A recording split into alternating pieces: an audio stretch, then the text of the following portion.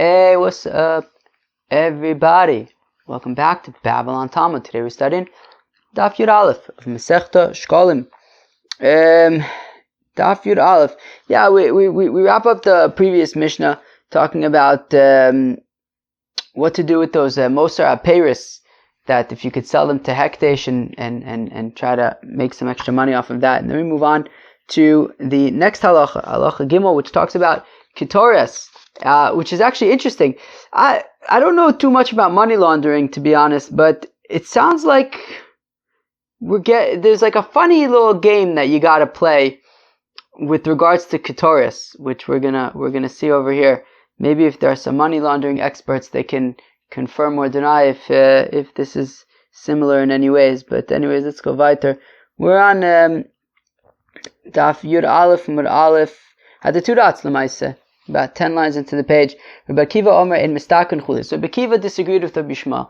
Rabbi Shmuel says, look, if you have leftover Shiarei Alishka, so with the Shiarei Alishka, there were certain things that, what was it? Was it leftover Shiarei Alishka, right? Yeah. So right, with the Shiarei Alishka, you were able to, what were you able to do with the Shiarei Alishka? I think was that the stuff that was used for oh yeah, I can't even remember anything. Oh gosh, what do we do with the Shiarei Alishka? Oh, was that the Kevesh Para, the Kevesh Sari Mishtalech, etc. Right. So what do you do if you have leftovers from that? So then Rabbi Yishmael suggested that you can basically buy wholesale and sell retail, and the profit will go to Hekdesh. So it says so Rabbi Akiva was not into that. He says that when it comes to you don't kind of make those deals with Hekdesh nor with the money from poor people. So now says the Gemara, but if he's willing to say that any losses will be incurred by him and any profit and any gains will go to the Beis Hamikdash, so then Beseder, then that would be okay. Then it's only win. Kado Barzmina is paked gabe madol de Yasmin, like this fellow Barzmina that there was some money of orphans that he was responsible for. Also v'shalu Reb Mone, so he asked Reb Mone, can I invest this money? So Amalei in boys I have said the didach ve'agod etarvaychon shari. Says, look, Reb Mone said, as long as you're willing to say that if that there's a loss, you will cover it, and whatever and then you'll split the profits. So there is a chance that you could profit from it, because whatever profits there are, you'll split. But you are also willing to take responsibility to cover any losses. Then that would be permitted. Rebchia bar Ada is paked gabi madol de Yasmin va'avid Kain. Alright, so Rebchia bar Ada, so he had some money from orphans, and this is what he did. He invested it with the understanding that if there were any losses, he would be responsible to cover them. Mosar Peiros. Okay, so the Mishnah then continued and said that Rabbi Shmuel says that Mosar Peiros Ketzam Mizbeach Mosar Truma L'Chlei Sharis, that the leftover fruits go to buy these Ketzam Mizbeach offerings, and the leftover Truma Salishka is you use to buy klei sharis, vessels that they would use in the temple. So now the question is, what are these Mosar Apeiros? What are these leftover fruits? So we have a machlokas, Rabbi Chia bar Yosef and Rabbi Yochanan. So masnisim to Rabbi Shmuel. So first we want to say that the Mishnah is referring to what Rabbi Shmuel said earlier, right? So Rabbi Shmuel said earlier in the Mishnah that if you have this Mosar Shiarei Lishka, that if you have these leftover money from the Lishka, right, this money that was not put in the 3 boxes during the 3 times, it stayed in the office. So then there were certain things that you could do with that money. Whatever was left over from it, so Rabbi Shmuel says that they would buy wholesale wine, oil, flour, and then when people come to bring their korbanos, the Beis Hamikdash could sell these things at a retail price, which is higher than the wholesale price, and whatever profit would go to the Beis Hamikdash. So what we want to say right now is that when we say that when the Mishnah says Rabbi Shmuel Omer Moser HaPeres Ketzim Mizbeach, that these leftover funds from fruits go to the Mizbeach, or the Ketzim Mizbeach, these offerings for when there's no other offerings on the Mizbeach. So what are these fruits? It's talking about the profits from these fruits that they would buy wholesale and sell retail. Alright? So Rabbi Chia Bar Yosef Passer, because Rabbi Chia Bar Yosef explained Masnisa Moser Peris Sachar Lehektish, because Rabbi Chia Bar Yosef explains that Moser Peris Sachar Lehektish, that what's this Moser Peris? It's Dafka referring to the money of these fruits that they bought wholesale and sold resale. Moser Nesachim, what's Moser Nesachim? Zosar Revius. Whereas the Moser Nesachim is this fourth Revius. What's this fourth Revius? As we mentioned yesterday, that they would make they would negotiate a deal, and if the deal for that year was that the Beis Hamikdash would purchase 4 sa'ah of flour for a selah, and then the price went up, and now you only get 3 sa'ah of flour for 1 selah, they would retain that price of 4 sa'ah of flour for a selah, which means that they gain an extra sa'ah of flour for every selah spent. So it's referring to this profit of this extra sa'ah in this case, that was that would be what do we say for the klei sharis, right? Most in the Sachim Zosar Revius. Okay, fine. Rabbi Yochanan, Pasam Asnisa, Moser Peres, Zosar Revius, Moser Nesachim Leverutin. So Rabbi Yochanan explained in our Mishnah that when we're saying that Moser Aperis, right, that when Rabbi Shmuel says that Moser Aperis are for Ketzim Mizbeach, it's actually referring to the Moser.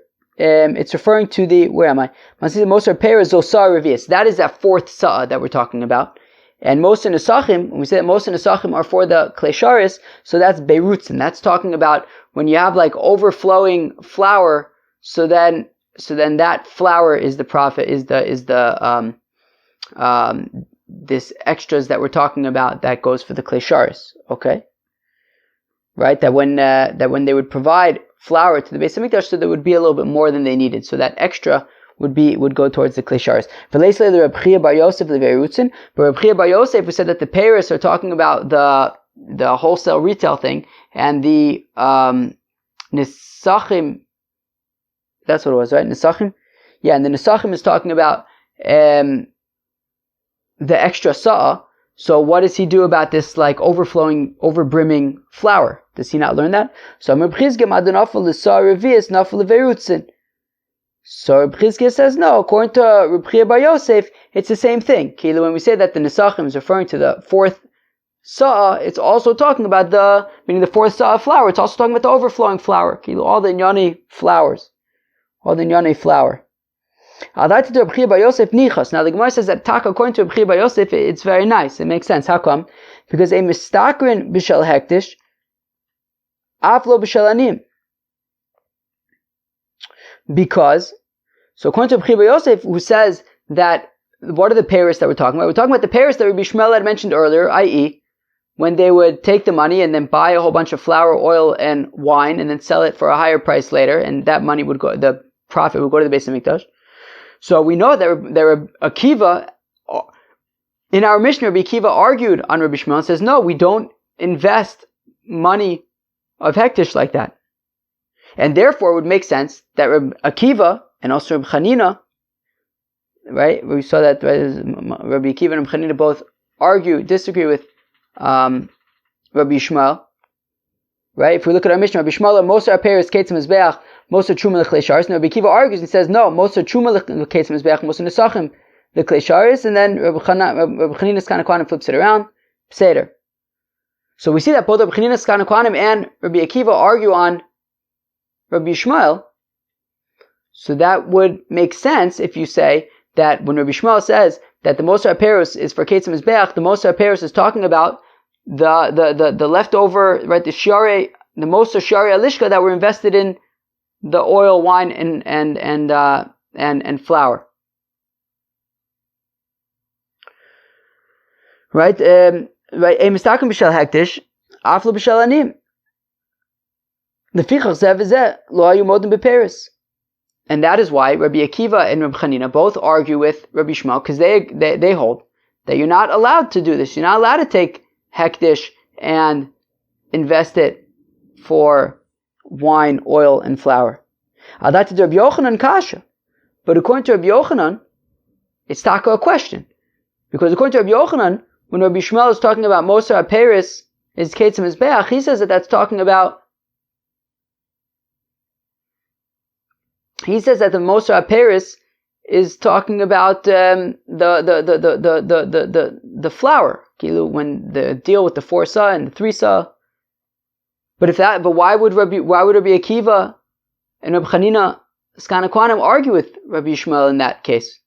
Because after all, we learned in the Mishnah, Amdu Migimel, Yisapik Midal. If the price of the flour went up to be 3 sa'ah for a selah, well, the supplier has to continue to give 4 sa'ah for that same selah because that was the deal that they negotiated. In which case, Rabbi Akiva and Rabbi Chanina Skana Kwanim agree with that. So then why would they be arguing in the Mishnah? And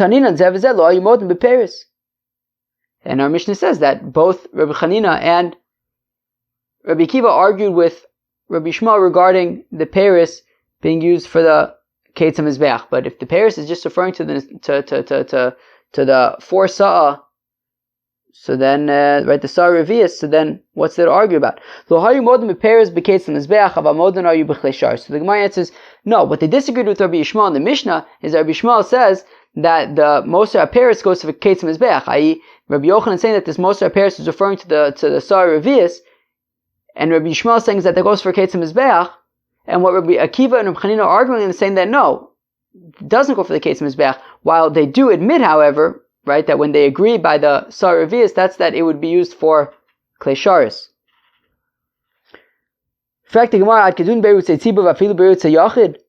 So now, when we say that the overflow of the flour can be used for the Klei Sharis, okay, so I understand if we're talking about communal flour offerings.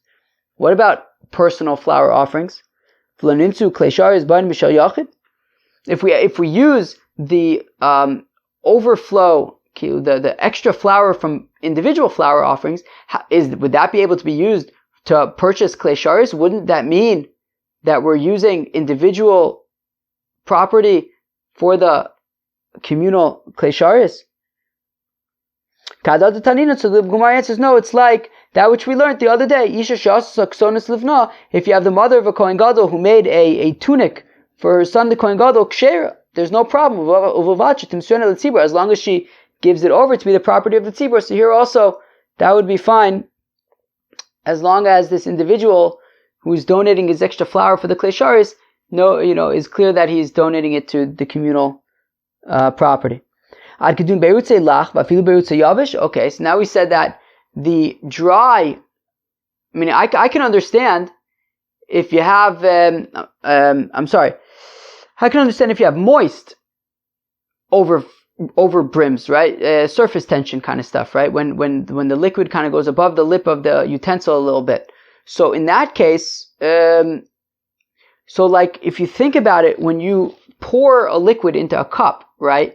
So what happens is like, okay, the first stuff, kind of like, I don't know about the physics, but at least the theory in this stuff of Gemara is, if you take, let's say, a pitcher and you pour into a glass of water and you fill up the glass, so the water that hits the cup first is ultimately going to keep on getting replaced and end up at the top, which means that whatever is above the brim actually was at some point inside of the cup itself, as opposed, and this is easier to visualize, to flour. Flour, as you fill it up, the new flour is just going on top of the existing flour, which means that whatever is overheaping was never inside the cup. As opposed to liquid, the liquid that's kind of like just above the lip could very well have actually made contact with the inside of the cup. So that's the kasha. So I understand if you have overflowing of liquids that could be for, because they already became holy by touching the Klei Sharis. So then these extras can be used towards purchasing Klei Sharis. But what about the dry ones, which never came in contact with the klei sharis, which means that they never became holy? So the tanin taman. Well, it's like that which we learned over there. Well, if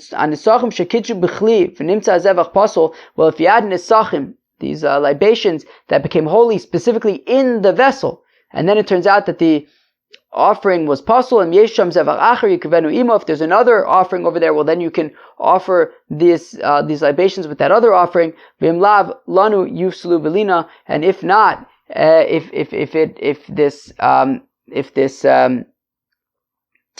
these libations that their animal ended up becoming pasul, if you don't find anything to do with them by the night, well, then they'll become pasul overnight. But what we see there, though, is dafka anisachim shekitchu b'chli, that the dafka became holy in the kli, i.e., the assumption is that they came in contact with the kli itself, which means that would be important, and therefore flour would not fit that bill, since the stuff all the way at the top never actually came in contact with the kli. It just kind of like piled on top of the stuff beneath it. Alright, new Mishnah. Mosar Ketoris, Ma'ayu Osim Ba. So what do you do with the leftover Ketoris? What does this mean? Well, what's the leftover Ketoris? So basically there were Shloshmios V'Shishim V'Shmone Moneh. There were 368 mones of Ketoris that they would prepare every single year. And they would prepare at the beginning of the year for the entire year. And it was the family of Avtinas that were the experts in making the Ketoris. So now, they would create 360. They would make 368 of these manas. Now, every single day they would offer one mana, half in the morning, half at night, which means that there were 3 extra mana every single year. So, what do you do with it at the end of the year? Because the Ketoris, as we said, was purchased with money from the Sheqalim, and the money for the Sheqalim is from year to year. You can't use the Sheqalim from one year to the next, and therefore you also can't use the Ketoris that was purchased with the Sheqalim from one year to the next. So, what do you do with these extra? With this extra Ketoris, how can you make it available for use the next year? So says the Mishnah, Mosar Ketoris, Mahayu Osimba. How did they sort of navigate it so that the Ketoris that was left over at the end of the year could still be used the next year? So listen up. Mafrishim imena schara omanin. So what they would do is, well, you have people working in the Beis Hamikdash, artisans building things for the Beis Hamikdash. So what you do is you have money that's set aside to pay them. So you take that money, osa al mosa umanin. So you take the Ketoris, which is hektish, you transfer its holiness onto the money that you're going to use to pay the workers. Vinosnin osa bischarin. So now the Ketoris is no longer holy, so because you transferred its holiness onto that money, and now you pay the workers with this deconsecrated Ketoris, incense. V'chozrin, but it's not over yet. V'lokchin osa mitruma chadasha. And now what you do is, you take coins from the new year, and you buy back, now these coins are Kodesh, so now you transfer the holiness of these new coins, of the new machzis shekels, you transfer their holiness onto the Ketoris, so the Ketoris is now once again holy with the new shekel holiness, and therefore it can be used for this year. And that money, the new shekels, are no longer holy, because their holiness was transferred onto the Ketoris, and that non-holy money can now be given to pay those workers. Alright. And we say that's of course assuming that the machzis shekels arrived on time, so then they can use the new machzis shekels. If not, then they will be forced to use the old machzis shekels, which apparently I guess would be okay b'diavad. Now, Frekti Gemara, a good kasha, v'lo nimtza hektish mischal al hektish. 1 second. That all sounds great, but we're missing a point here. One important point is that, what's the money that they were using in the first place to pay these workers? The answer is, money from the Bedek Habayis, hektish money. So the money was already hektish, meaning this whole thing we were explaining to say that you take the money, that you take this Ketoris, which is holy, and you transfer it onto the money that they were going to use to pay the artisans, which is chulin. The problem is that the money isn't chulin. The money is coming from the Bedek Habayis, so it's taka hektish. So you can't transfer a kedusha onto other kedusha in order to make the other one chulin. That's not going to work. So listen up. So what do? So Amr Reb Shimon bar Bisna, maybe Mos, Mechalan ala binyan. So what you do is you take regular money. And no, you don't take regular money. You take the money from the Bedek Habayis, which is hektish. Now, these artisans, they just built something for the Beis Hamikdash. The thing that they built doesn't have the kedusha yet. It didn't have kedusha yet. We had to give it holiness. How do we give it holiness? So they would take this money from the Bedek Habayis, which is holy, which is hektish. They would transfer the kedusha from this money onto what was just built. Now that thing that was built for the Beis Hamikdash becomes holy. And the money from the Bedek Habayis is no longer holy. Alright? So now, I have to turn the page. Umevi Ketoris, and now you bring in the Ketoris, which is holy. Umchalalein, and now you can transfer the holiness of the Ketoris onto this money whose holiness has been transferred onto the building. Umchalalein, and now, and you make the Ketoris chulin by transferring their holiness onto the money. Vinosnim osa laomanin, and you give the ketoris now, which is no longer holy, to the workers, bischarin as their payment. Period. And then you go back and you take the new shekels and you transfer their holiness onto the ketoris. The ketoris now is holy once again, and the new shekels are not. You give the new shekels to the people as their payment. And now the holiness of the new shekels have been transferred to the Ketoris, and now the people get paid with their money. The Ketoris is now holy with the new holiness, and it can be used the next year. Okay, a whole dance. Yeah, all right. Why did I think that must be like similar to like laundering money? I don't know much about laundering money, but like, is there something similar there? Like basically you have this stuff, you have this like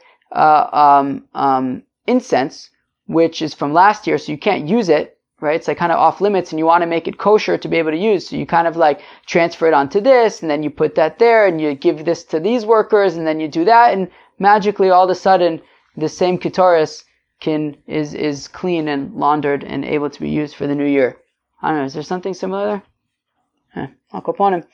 So, so somewhere along this way, there was money.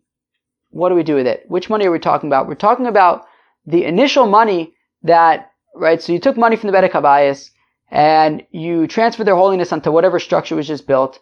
Now they're chulin. You took the Ketoris, and you transferred its holiness onto that money. Now you took new shekels, and you transferred their holiness onto the Ketoris. What about the first money from Bedek Habayis that the holiness of the Ketoris was transferred onto them? What do you do with that? So what do you do with that money? So Rebbe Omer says, So Rebbe says, well, that money that has the holiness of the Ketoris, you give to those families.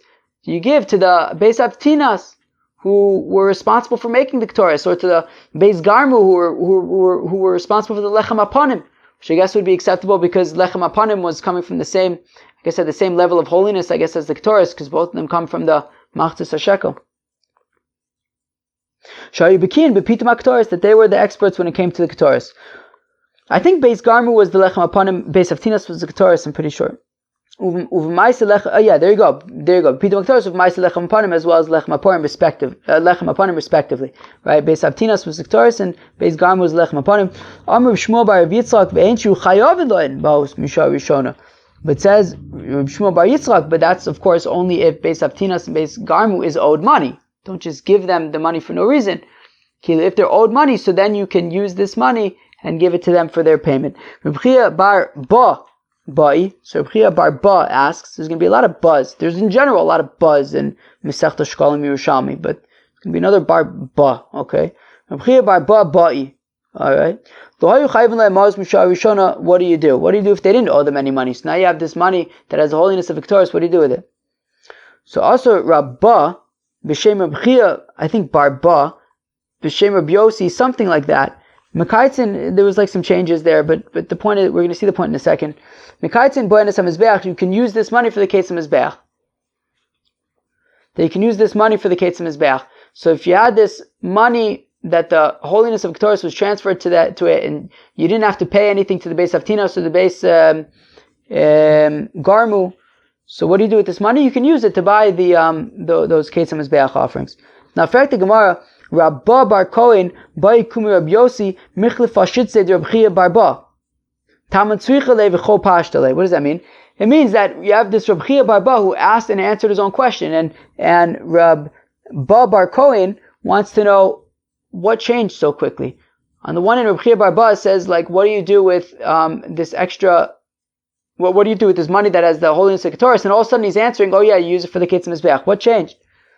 So the Gemara answers, no, Reb Chia Barba has no question as to that this money can be used for the Ketzim Mizbeach offerings. What he was asking initially was, can you also use it to purchase Klei Sharis? And so I guess he's not sure about that. This Palgun, because it's Taka Machlekes, Pitma B'chulit.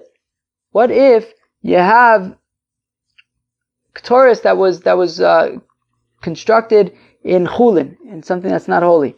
Rabbi Yossi Bar Chanina Omer Psula Rabbi Yeshua ben Levi Omer Ksher. So Rabbi Yossi Bar Chanina says that Ketores that was prepared not in Klei Shares. So Rabbi Yossi Bar Chanina says it's possible. Rabbi Yeshua ben Levi says it's taka kosher. Matam Rabbi Yossi Bar Chanina. How come Rabbi Yossi Bar Chanina says it's kosher? It's possible because Kodeshi, the pasuk says Kodeshi, it's holy. Shtei Avayasu b'Kodesh, that it should be made in something holy, in a Klei Sharis. Matam Rabbi Yeshua ben Levi. How come Rabbi Yeshua ben Levi says that Ketores that's prepared not in Klei Sharis is taka kosher? So Kodeshi shetei ba mitrumas alishka. When the pasuk says Kodeshi, it just means that it needs to come from the trumas alishka, from the machzis hashekel. Okay. Rabbi Yossi bar Bun asid Rabbi Yossi bar Chanina kishmuel. Okay, so it says Rabbi Yossi bar Bun that Rabbi Yossi ben Chanina's opinion is like Shmuel, but Rabbi Yeshua ben Levi Rabbi Yechanan. Rabbi Yeshua ben Levi's opinion is like Rabbi Yochanan. The Tanina that we learn in the Mishnah, Maktish Nechasov, a person who made holy his property. Vayu buying dvarim ruin the korban sibur. There were things on his property that were fit for public offerings. What is it? So okay, Rabbi Yochanan Amar Ketores. Rabbi Yochanan says, what are we talking about? Public offerings? It means Ketores. So we see here that a person is being makdish his property, and there is Ketores there, and it's private, and it wasn't made in Klei Sharis, and we seem to be assuming that that's okay. So therefore, that is like Rabbi Yeshua ben Levi, and that was like Rabbi Yochanan. That was Rabbi Yochanan's opinion. So Rabbi Yeshua ben Levi says it's kosher, must be like Rabbi Yochanan. Amar Hoshaya tiftar b'uman mishal b'savtina she'enotu b'schar Ketores. So says Rabbi Hoshaya, not necessarily. You could say that who are we talking about? Who was being makdish's property? Somebody from the house of Beis Avtinas who works on the Ketores anyways, and it actually was Ketores that he took back from the Beis Hamikdash with the that was prepared in the Klei Sharis. With Rabbi Yosef Reb Chanina Kishmuel, and we said Rabbi Yosef Reb Chanina is like Shmuel. The Amar Rav Huna b'shem Shmuel. Rav Huna says the name of Shmuel. Machteshes also kichlei sharis lekodesh. That Shmuel says that you dafka need to prepare the Ketores in a Klei Sharis. So we see that Rabbi Yosef Reb Chanina, who says that if you prepare the Ketores outside of a Klei Sharis, it's possible. It's like Shmuel says that you dafka need to prepare the Ketores in a Klei Sharis. Amar Rabbi Yossi bar Reb Bun, Amar Reb Chuna, Kumi Rabbi Yossi, Davasha Kidesh b'Klei Sharis nifte. But one second, we just explained how you could be podeh Ketores, right? And you can kind of transfer its value onto chulin, onto money. But something that was prepared in a Klei Sharis, would you be able to be podeh it? Amarle v'lo d'Shmueli Amar kalu b'moser. So they answered that yeah, but it's the opinion of Shmuel that we could be mekel when it comes to moser, that when there's like leftovers, we could be lenient and say that yes, you would be able to be podeh this leftover Ketores. There's palgun because it's a machlokas. So siru tmimim. What happens if you have leftover korban tamid? Because again, we would use the machzis shekel to buy all the korbanos for that year, but they would always have an extra 6 korbanos on hand, so that they should never run out. Right? Because every day there was always the Talmud Shal Shachar and Talmud Shal Ben Arbaim, and let's say it worked out that it was like a 3-day Yom Tiv, so then you would have to have enough for 3 days. So they always had 6 animals that were kosher for a korban on hand. What happens at the end of the year when there's 6 extras? So Shmuel Amar Niftin Kismim. So Shmuel says you just redeem them. No problem, because it's Moser Hektish, you can redeem it. Rabbi Yochanan Amar Niftin Kipsuli Amukdashim. Rabbi Yochanan says that no, they have to be poda like Psuli Amukdashim, i.e., that you let them graze until they get a mum. You can't just be poda them stam; they have to get a mum first. Hosiru Seirim. What if they had extra goats that they had set aside for korban chatases, for communal korban chatases? So that did the Shmuel, if they sokoshkin chatas. So according to Shmuel, says, look, Shmuel said that already by the korban tamas, which are an ola, you could just redeem them. So he'll say the same thing also by the goats of a korban chatas. That did Rabbi Yochanan Amr B'Zeira Yiru. So according to Rabbi Yochanan, who says that when it comes to the korban tamas, the olas, so the extra 6 korbanos, he said you have to wait until they get a mum. So Reb Zeira explains, according to Rabbi Yochanan, that same thing applies to these goats, these extra communal sin offering goats. You just let them graze until they get a mum. Amar B'Shmuel bar Rav Yitzchak Mekaitzin Bo'enes HaMizbeach, says B'Shmuel bar Rav Yitzchak that you use them for the Kates HaMizbeach offerings. V'kasha yesh chatash kreva ola. But we asked the kasha, 1 second, how could it possibly be that you have a korban chatas, right? Meaning the Kates HaMizbeach were korban olas. So how could Rav Shmuel bar Rav Yitzchak possibly say that these extra goats from the sin offerings you can use for the Kates Mizbeach? Kates Mizbeach is an ola. How can you offer a korban chatas as a korban ola? So Rabbi Yosa Shanyai she'ein korban osiba nikbain el b'shchita. Interesting. So it says Rabbi Yosa, this is taka shtickle different because communal offers, they only actually get decided and established as a particular offering at the time that they're slaughtered. And therefore, even though these goats were set aside to be communal sin offerings, they are not actually officially sin offerings until they're slaughtered. And therefore, since they were extra, and we're going to use them for the Kates Mizbeach, so at the time of the slaughtering, if we're slaughtering them for an Ola, Kates Mizbeach, then they'll be an Ola. Reb Chia says that it's like a stipulation of Bezdin, that when it comes to leftovers, they can always be offered as a korban ola. That kilu, from the outset, this was the deal, that these goats that are going to be for the chatas, in the event that they are leftovers, they'll be able to be used as a korban ola. Well, that was Daf Yud Aleph, friends. At the beginning of Daf Yud Aleph, we continued from the previous Mishnah talking about the extra fruits that you sell. You buy wholesale and sell retail. And then we talked about how to be poda ketores that is left over at the end of the year that you want to be able to use on the next year. And there's a whole way to transfer its value onto money and then use that money to put the value of the holiness of ketores onto the money, and then you buy back the ketores with the new shekels, and now it becomes part of the new year. So that was interesting. And that was Daf Yud Aleph. Hope you enjoyed it. Peace out.